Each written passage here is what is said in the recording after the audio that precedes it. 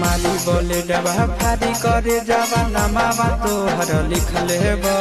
मारी बोले डबा फारी करे जावा नमावा तोहर लिखल हेबो।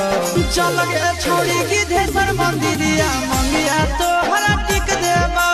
चल गे छोड़ी गिद्धेश्वर मंदिरिया मंगिया तोहर टिक देबो। मारी बोले डबा फारी करे जावा नमावा तोहर लिखल हेबो। मारी बोले डबा फारी करे जावा नमावा तोहर लिखल हेबो। चल गे छोड़ी गिद्धेश्वर मंदिरिया मंगिया तोहर टिक देबो। चल गे छोड़ी गिद्धेश्वर मंदिरिया